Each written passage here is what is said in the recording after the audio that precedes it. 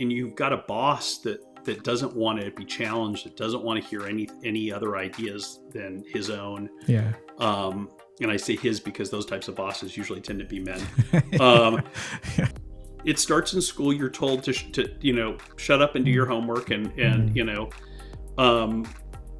and then when we get into workplaces is where it really dies. Yeah. Because look at employee engagement surveys right now. And what they found very quickly, I mean, in the matter of like 90 minutes, they realized that the plan that they put together was not the right plan. It really wasn't going to solve the problems that they needed to solve in order to take the company to the next level that he'd been hired to do.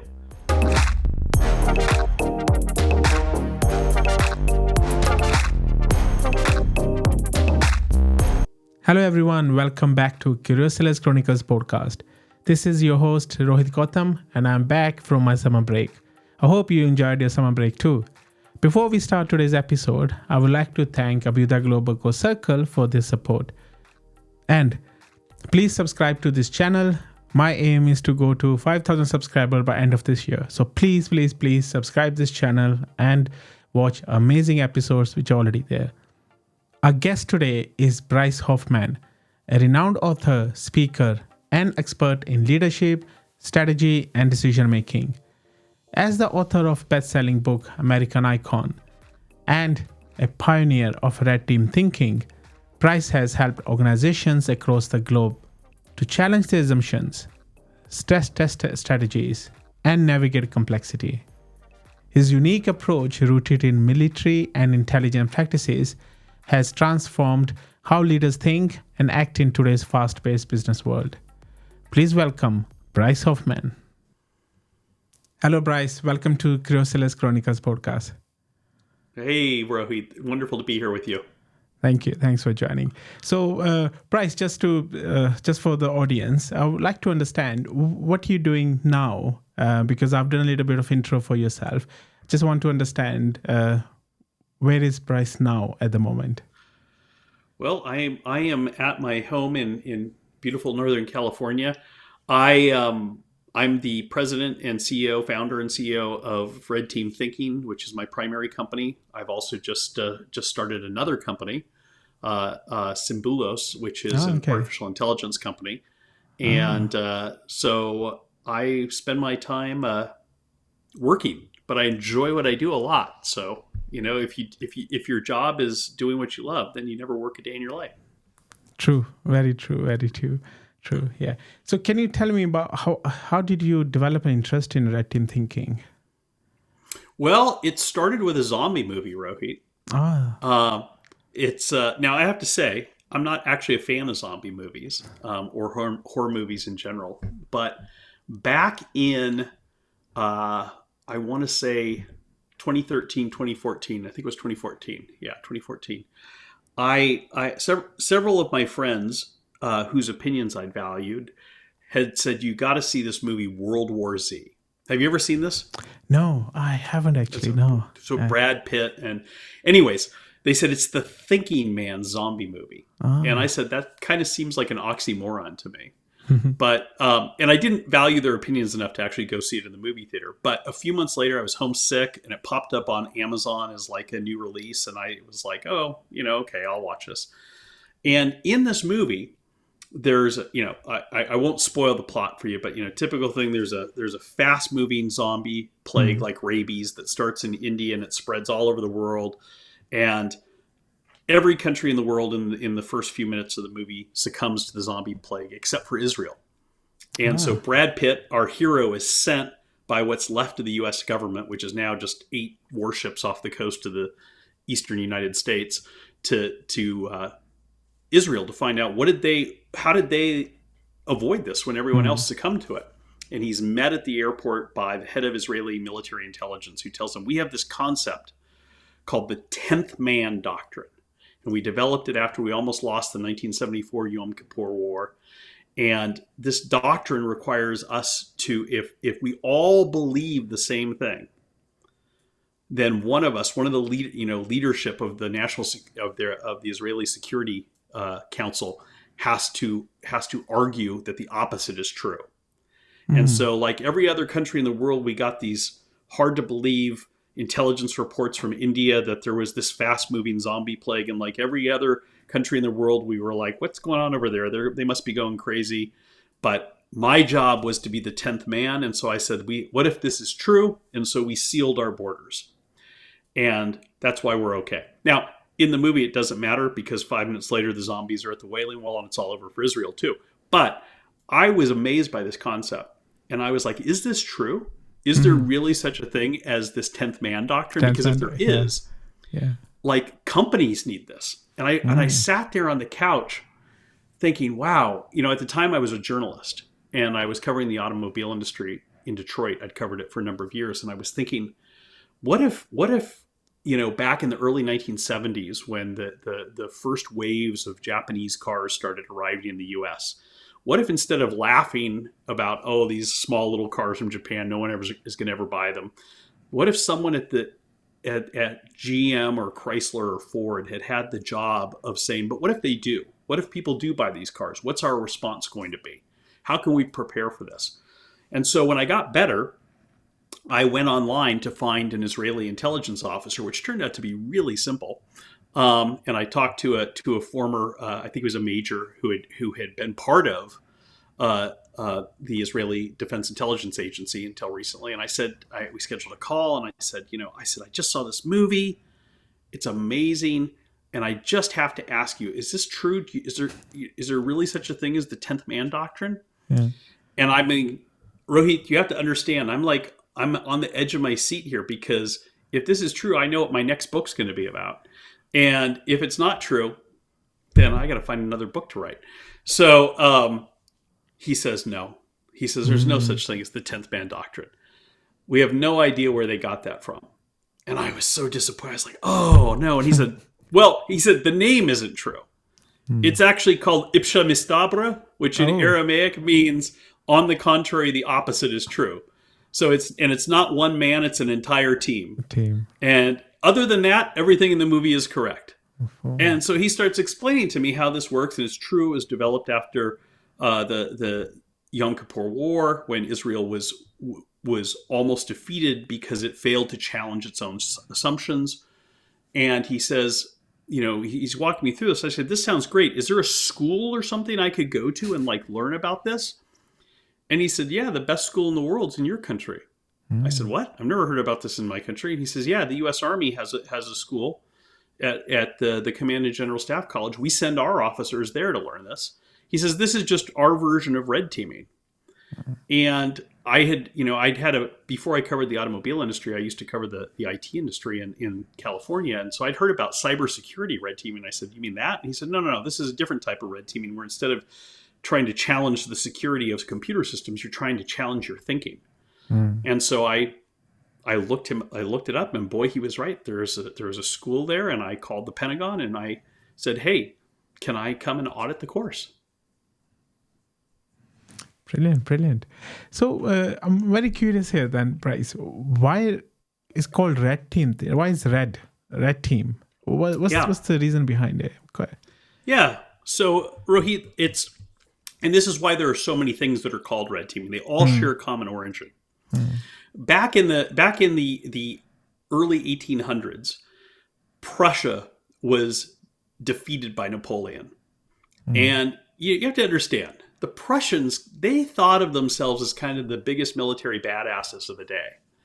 And so being bested on a battlefield by a French corporal was really not their idea of a good outcome. And Prussia became a vassal state of France.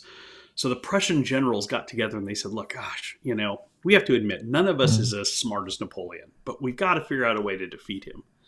And so they came up with this concept. They said, you know what we're going to do? We're going to come up with the perfect battle strategy to defeat Napoleon. We're going to work together. We're going to come up with a strategy. But before we risk executing it on the battlefield, we're going to practice it. And we're going to test it and see if there's weaknesses in it or if we can make it better. And the way that they came up with doing this, they said, we're going to take our best officers and we're going to divide them into two teams. One team is going to play us, the Prussians. And in those days, the Prussians wore these blue uniforms. So they made the little wooden game pieces, and they said, we're going to be the blue team. Okay? Right. They said, now the other half of our best officers, they're going to pretend they're these evil revolutionary French. And so they're going to be the red team. And they painted their pieces red. And this was, they called this Kriegspiel, or wargaming. And this was the birth of wargaming. It's really the first time that someone came up with a deliberate methodology for pressure testing their plans, for stress testing their strategies, and challenging their own strategies in the way that an enemy might, to find out if there were problems or weaknesses in them before they executed them. And so you have all of these disciplines, Rohit, that have developed since then that use this idea of deliberate challenge as their basis, and they all are called red teaming because of that. So you have, for instance, as I mentioned, cybersecurity red teams. And these are probably the best known red teams that exist. And these are groups of white-hatted hackers that organizations, companies, governments, whatever, pay to break into their computer systems. They say, here's our computer system, do your worst. And they try their best to figure out how to break into it. And then when they find the weak spots, they share them, and then the company can go and fix those vulnerabilities. And then there's physical security red teaming, which is where you get people, security agencies will try to like sneak bombs onto planes and stuff to see if they can get through, to see if there's weaknesses in the security there. Right. What we're doing is decision support red teaming, as they call it. It's using the same approach of challenge, deliberate challenge, to make better decisions. Okay.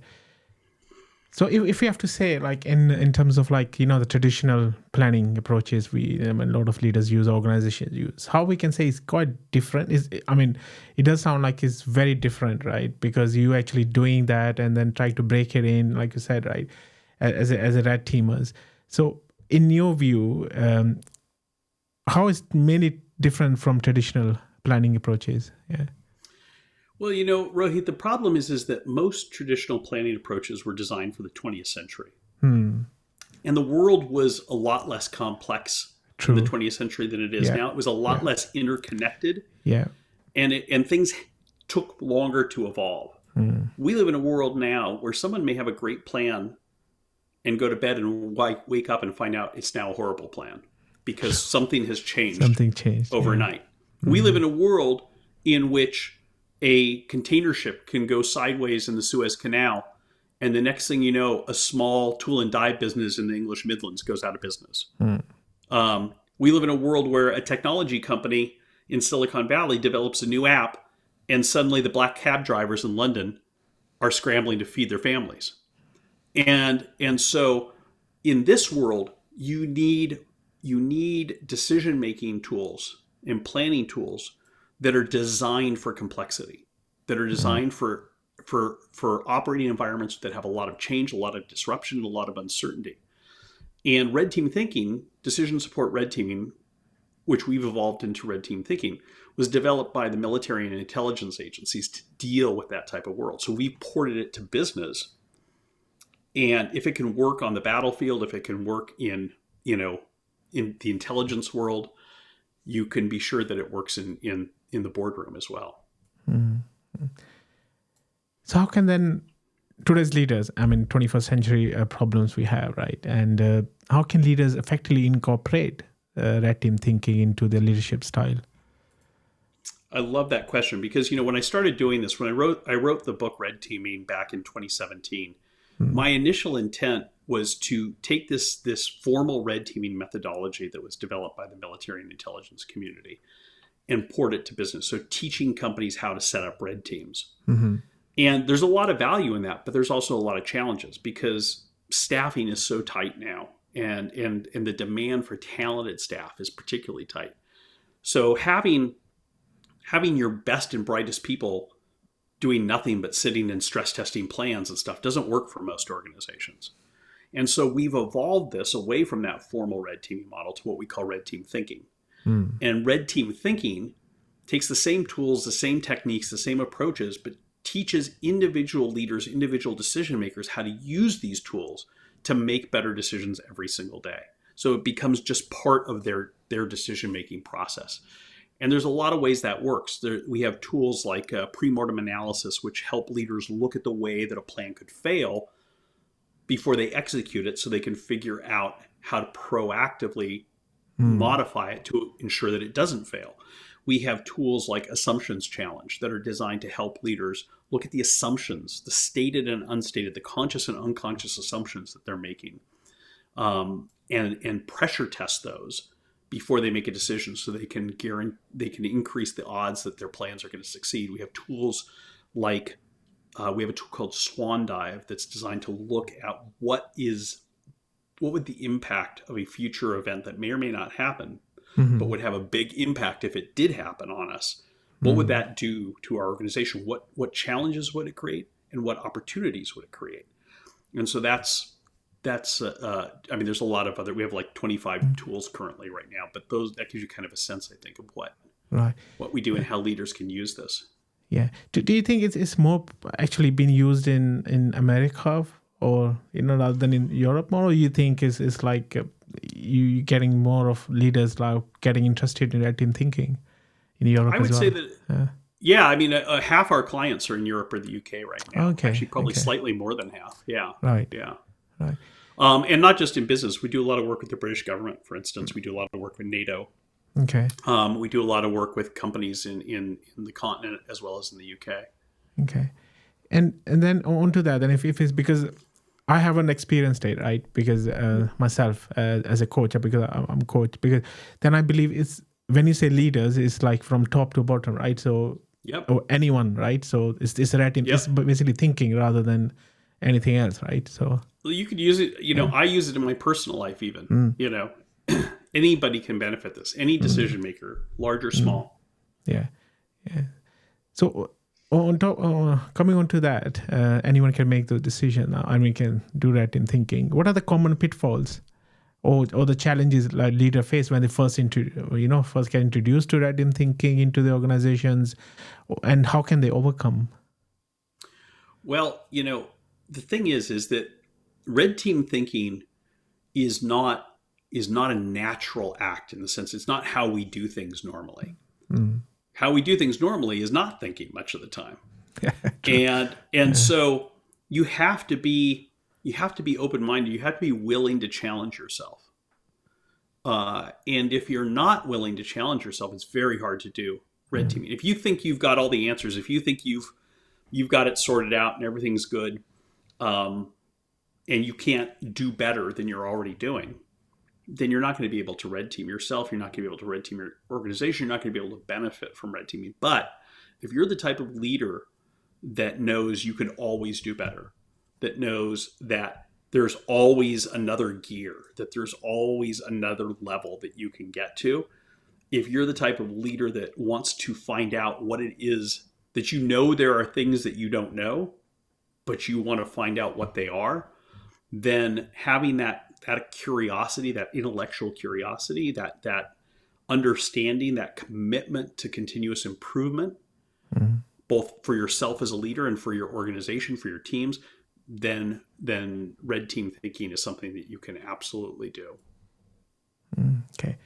So especially from audience, can you share any success story or case study where red team thinking made a significant impact on organization strategy or outcome? Yeah, absolutely. So one is that I talk about in the book, and I have to be careful because a lot of the times when we work with clients, we have NDAs and we can't talk about them. Yes, true. But one that I can talk about is I was brought in when I was still working on the book by Dale Carnegie and Associates. So many people are familiar with Dale Carnegie, How to Win Friends and Influence People. It's a global organization, global company with franchises all over the world and trainers all over the world. And they had brought in a new CEO. This was back in 2015, I believe. And the new CEO, I'd been coaching him one-on-one, and he said, "We've got a new turnaround strategy. I've been brought in to turn the company around. I have to deliver our turnaround strategy to our board in a few weeks, and I'd like to red team it." So we got the senior leadership team together, and we went to work in using these tools and techniques.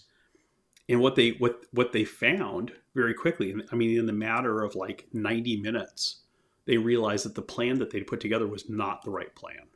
It really wasn't going to solve the problems that they needed to solve in order to take the company to the next level that he'd been hired to do. And so they actually, we took a break, and he went out and he called the board of directors, and he came back in about half an hour later. He says, okay, I've got us another month. Let's now use these red teaming tools and techniques to put together the right plan.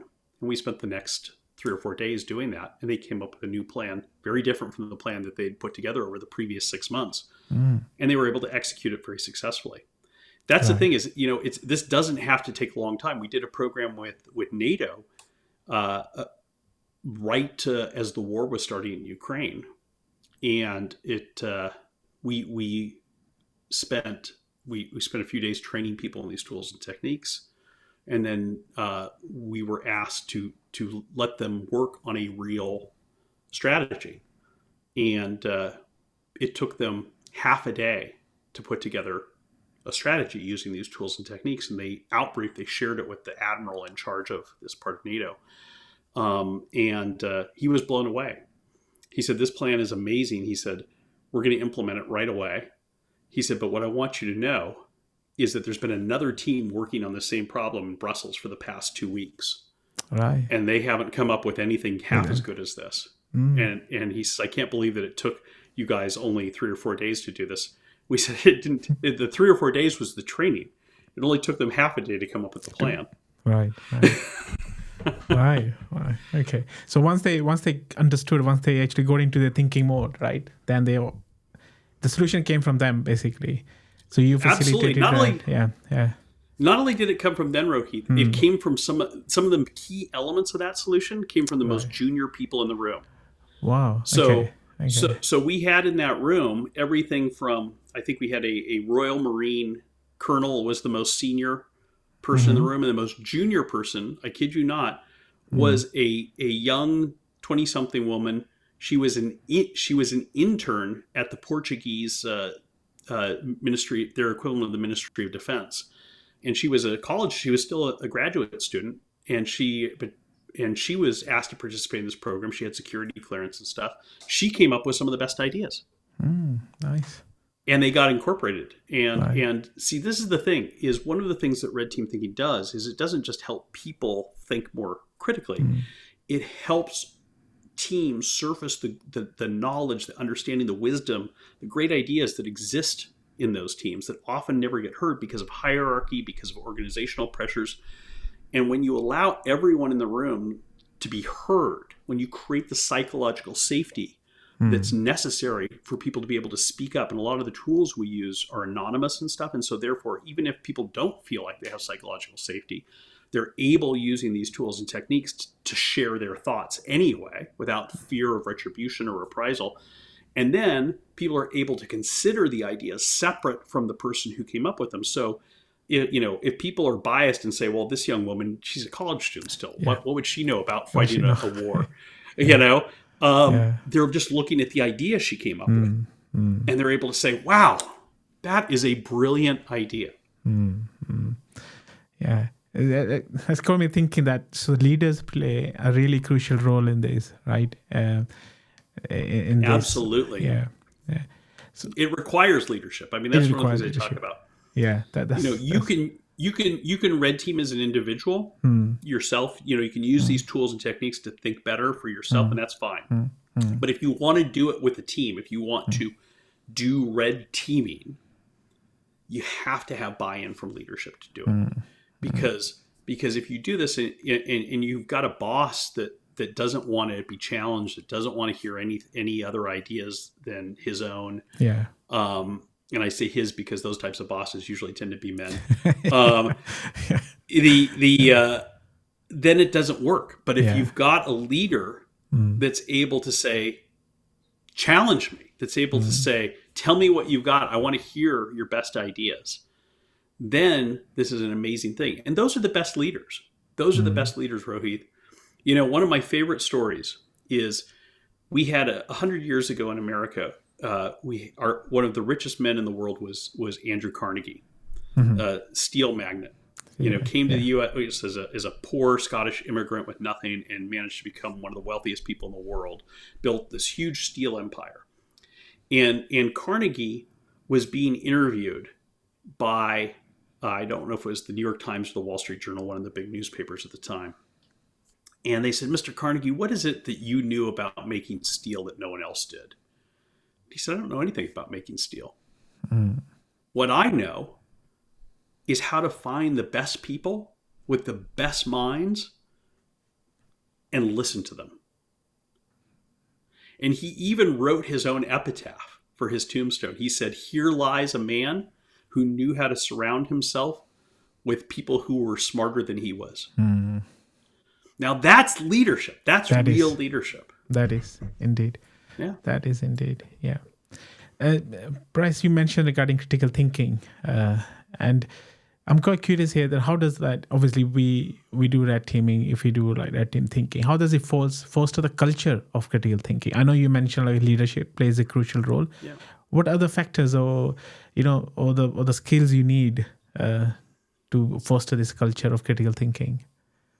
Well, the good news, Rohit, is we are all born as critical thinkers. That's so true, every kid walks around.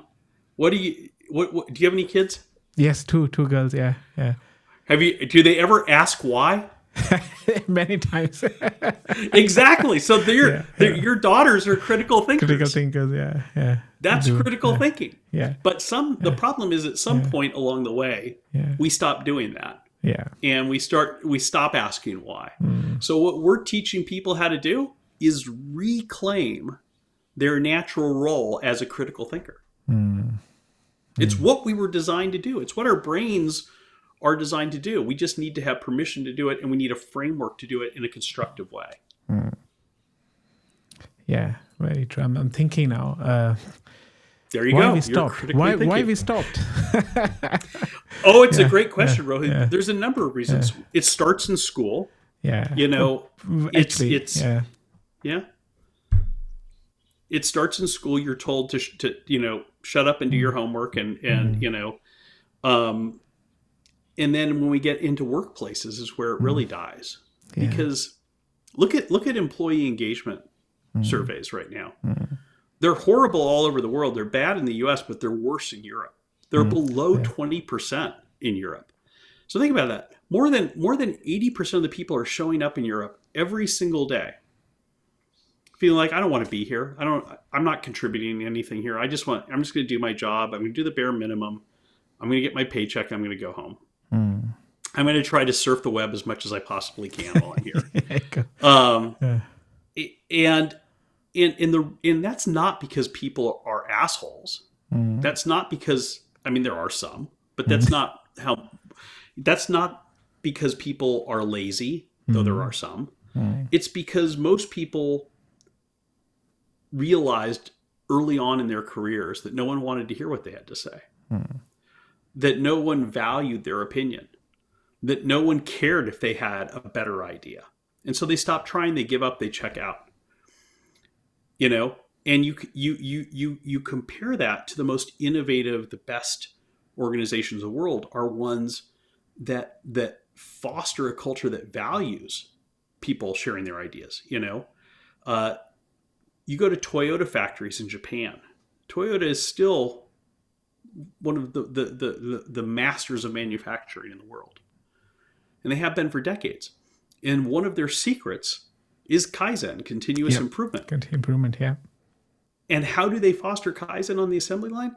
They give cash bonuses to hourly workers, to blue-collar workers who come up with innovations, who come up with simple ideas on how to improve the manufacturing process, how to make factories more efficient, how to save energy. It's amazing. I had the privilege of going to Toyota City in Japan back, I think it was around 2008, 2009. And I went through one of Toyota's factories there.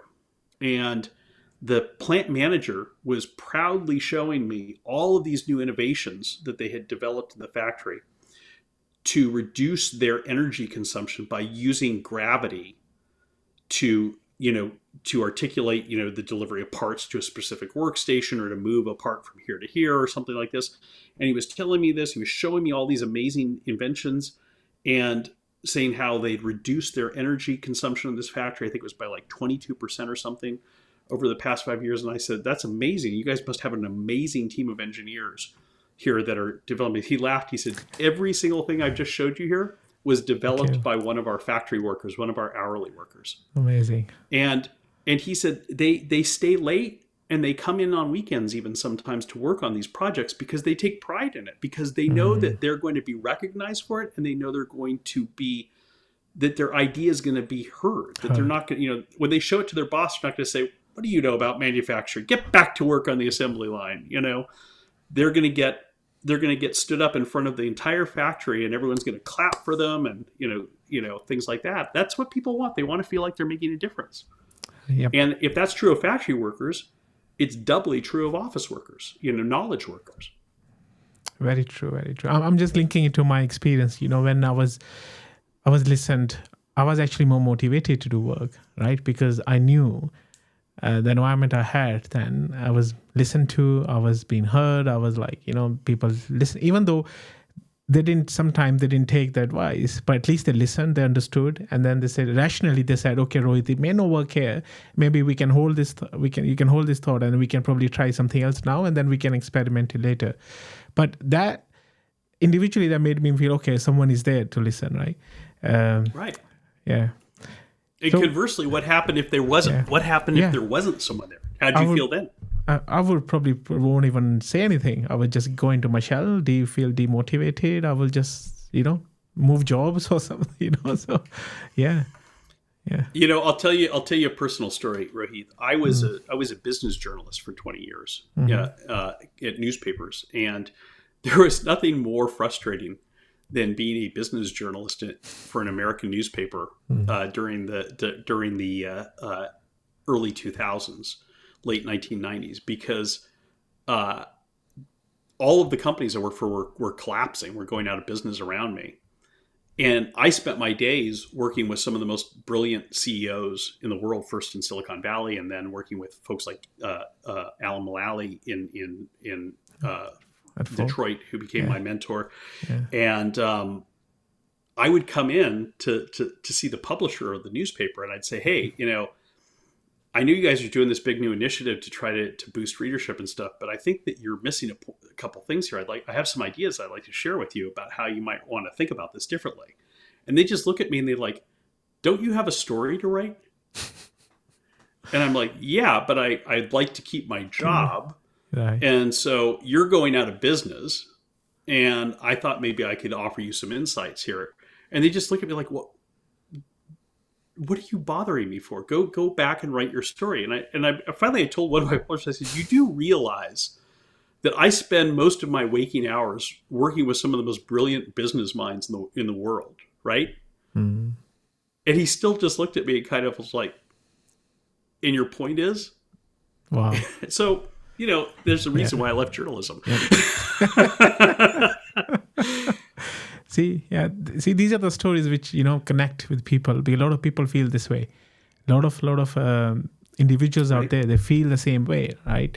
So this is why you mentioned earlier, I think, that leaders' job is very, very crucial here, to get people to think critically. So looking ahead, Bryce, how do you see the principle of red team thinking evolving now? Well, I want to come back to something you just said there, Rohit, before I answer that, you said a lot of people feel that. Yeah. And I agree. And the reason they feel that is let me tell you the most important thing that I learned from 20 years as a business journalist. The most important thing that I learned during my journalism career, and I got to see inside literally hundreds of companies around the world. And what I saw was that there's not a single organization that I have ever seen where the answers that organization needed didn't exist in that organization, didn't reside in that organization. Yep. Yeah. And they don't need to, nobody needed to pay McKinsey or Deloitte or Bain to come in to pay them millions of dollars. They just needed to listen to their own people, and their own people would tell them what needs to be done. And so that's why people feel that, is because it's true. If you go home driving and you're just like, gosh, I wish somebody would listen to me, I know exactly what needs to be done, you're probably right. You do. So the future of red team thinking, I hope, is helping organizations do that, helping organizations realize the talent, realize the great ideas, realize the knowledge and innovative thinking that exists inside, and lets us equip them with the tools they need to unlock that. That's the thing, is we're not consultants. We don't come in and tell people any answers. We give them tools that they can use to surface those great ideas that exist inside the organization. Yeah, I think this is the key difference, isn't it? Yeah, you provide them with the tools so they can think within their own environment, within their own ecosystem. Right. Yeah. So based on your experience, what is the one piece of advice would you give to leaders who are just beginning to explore red team thinking? So I'll tell you a simple thing that people can do. It is just, next time you have a meeting with your team, instead of when you ask a question, instead of just calling on the first person who answers it, say, I don't want anyone to answer this question. I just want them to think about it for a second. Okay? And give everybody an index card or a piece of paper, same index card and a pen, same pen. Say, I want you to think for a minute about this before you answer it. And then when I tell you, I want you to write your answer down. And when you write your answer down, I want you to write it in block letters so we can't figure out whose writing it is. And then collect those, shuffle them, deal them back, give each person one card, and have each person read out loud what's on the card. Maybe it's their card, maybe it's their neighbor's card, it doesn't matter. Nobody knows whose card it is anymore.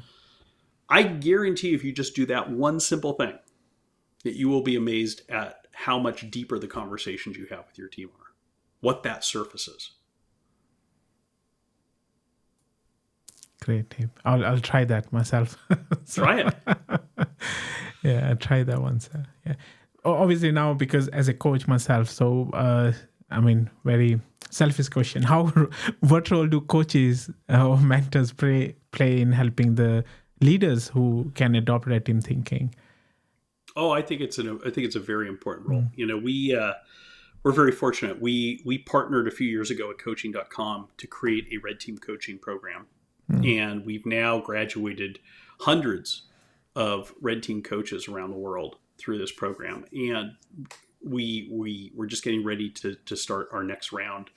And what I hear from coaches all the time is how being able to use this approach, using these tools and techniques to constructively challenge their clients, really helps their clients think differently, think more innovatively, think more adaptively, think faster, and make better decisions. And then when their clients see that they're able to do this, then they start to want this for their teams as well. So I think coaching, I think it's a great opportunity in coaching. And so one of the things, for instance, we have a tool we call Assumptions Challenge that's designed to identify all the stated and unstated assumptions in a strategy or a plan or decision, and then to stress test those assumptions in a very deliberate way.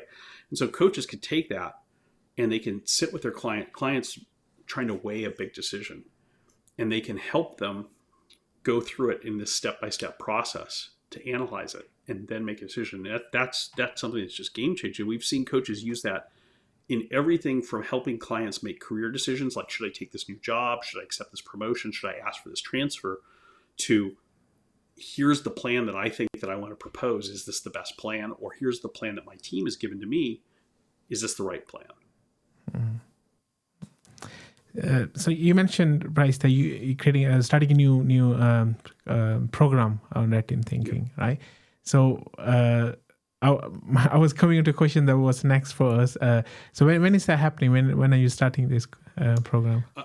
We haven't set the dates yet exactly, but it'd be early in 2025. Okay. January or February 2025. Yeah. Okay. Yeah. And where can our listeners learn more about your work, Red Team Thinking, and how can they connect with you? Easiest way is to come to redteamthinking.com, all one word, redteamthinking.com. Also, they can go to our YouTube channel, red-team.tv. They can go to our podcast. I have a podcast too, The Thinking Leader. Brilliant. Yeah. And then if worse comes to worse and you really want to put yourself to sleep at night, you can read my book, Red Teaming. I actually bought that book now. It'll help you sleep well at night. Yeah, thank you. Thank you, Bryce. It's better than sleeping pills. No, I'm sure it will help me think more critically. And that's the thing. Is it actually if you start red teaming, it may not help you sleep well, because then you'll start asking questions. Yeah. I start thinking, writing. So it's all good. Yeah, no, thank you very much. Thanks very much, Bryce. Thanks for, wonderful conversation. It got me excited. It got me thinking as well, like how I can learn more about Red Team Thinking and incorporate it into my coaching practice at work and individually as well. So thank you very much for making me think, making me critically think as well, the why behind it. And mission accomplished. No, mission, exactly. Our work here is done. Accomplished. And hopefully listeners can learn, listeners can start talking about this as well more here, and we can incorporate this into our coaching practices. Thanks, Rohit. It's been a pleasure. Thank you very much. Take care. Stay safe. Okay, everyone, take care. Thanks for listening and watching this episode. Please don't forget to subscribe and buy the book Red Team Thinking and rejuvenate your critical thinking back. Thank you very much. Take care. Stay safe. Bye for now.